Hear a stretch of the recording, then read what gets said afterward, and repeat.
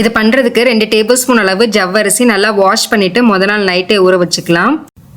ஜவ்வரிசியில் நிறையா starch carbohydrate இருக்குது. அது அண்டர் வெயிட்டாக இருக்க குழந்தைங்களுக்கு கண்டிப்பாக வாரத்தில் ஒரு தடவையோ இல்லை 2 தடவையோ சேர்த்துக்கலாம். நல்லாவே வெயிட் கெயின் ஆகும். வெயில் காலத்தில் ஜவ்வரிசி கொடுக்கும்போது பாடி ஹீட் கண்ட்ரோல் பண்ணும். ஒரு பேன் எடுத்திருக்கேன். இதில் நம்ம ஊற வச்சுருக்க ஜவ்வரிசியை சேர்த்துடலாம்.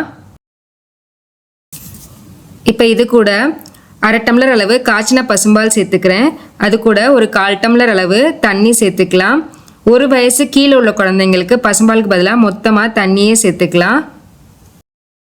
இது ஒரு 4-5 நிமிஷத்தில் நல்லா கொதித்து கெட்டியாகி நல்லா வெந்து வந்துடும். ஜவ்வரிசியை தொட்டு பார்த்தீங்கன்னா நல்லா சாஃப்டாக நல்லா கையால் மசிக்க வரும்.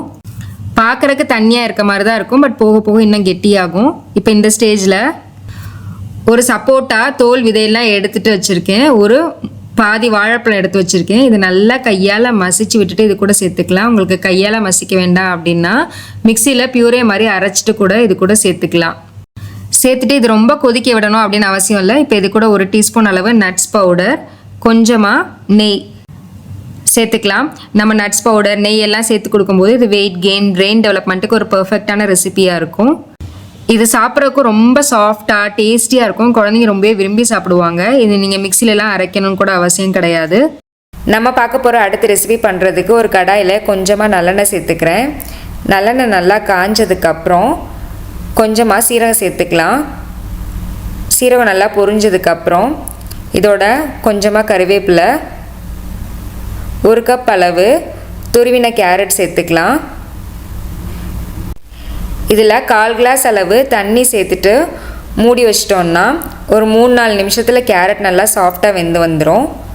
இப்போ இந்த ஸ்டேஜில் ஒரு 3 டேபிள் ஸ்பூன் அளவு வெள்ளை அவல் ஒரு 10 நிமிஷத்துக்கு முன்னாடி நல்லா வாஷ் பண்ணிவிட்டு ஊற வச்சுருக்கேன். அதையும் சேர்த்துக்கலாம். அவல்லையே நிறைய கார்போஹைட்ரேட்ஸ் இருக்குது. அது குழந்தைங்களுக்கு நல்ல ஹெல்த்தியாக வெயிட் கெயின் ஆகும்.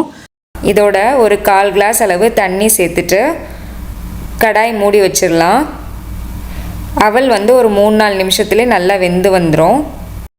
வெந்ததுக்கப்புறம் அடுப்பை அமர்த்திட்டு நம்ம சேர்த்துருக்க கருவேப்பிலை எல்லாம் ரிமூவ் பண்ணிக்கலாம். ரிமூவ் பண்ணிவிட்டு இதை கொஞ்சம் நேரம் நல்லா ஆற விட்டுறலாம். நல்லா ஆறினதுக்கப்புறம் இது கூட ஒரு 2 ஸ்பூன் அளவு புளிக்காத கெட்டி தயிர் சேர்த்துக்கலாம்.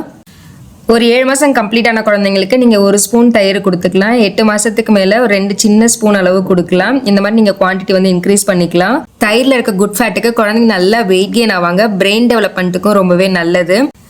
தயிரில் இருக்க குட் பாக்டீரியா குழந்தைங்களோட கட் ஹெல்த்துக்கு ரொம்ப நல்லது. இம்யூனிட்டிக்கு ரொம்பவே நல்லது. தயிர் குழந்தைங்களுக்கு கண்டிப்பாக சேர்த்துக்கோங்க. தயிர் கொடுக்குறனாலலாம் குழந்தைங்களுக்கு சளி பிடிக்காது. நீங்கள் சில்லுன்னு கொடுக்காம நார்மல் டெம்பரேச்சரில் கொடுங்க. நம்ம தயிர்லாம் சேர்த்து கொடுக்கும்போது குழந்தைங்க ரொம்பவே விரும்பியும் சாப்பிடுவாங்க. இந்த வீடியோ உங்களுக்கு ரொம்பவே யூஸ்ஃபுல்லாக இருந்திருக்கும் நம்புறேன். இந்த வீடியோ பிடிச்சிருந்துச்சுன்னா லைக் பண்ணுங்கள். உங்கள் கருத்துக்களை எனக்கு கமெண்ட்டில் சொல்லுங்கள். உங்கள் ஃப்ரெண்ட்ஸ் அண்ட் ஃபேமிலி கூட கண்டிப்பாக இந்த வீடியோ ஷேர் பண்ணுங்கள். அப்புறம் நம்ம சேனலை மறக்காமல் சப்ஸ்கிரைப் பண்ணிக்கோங்க. நெக்ஸ்ட்டும் இதே மாதிரி ஒரு யூஸ்ஃபுல்லான இன்ட்ரெஸ்டிங்கான வீடியோவில் மீட் பண்ணுறேன். தேங்க்யூ.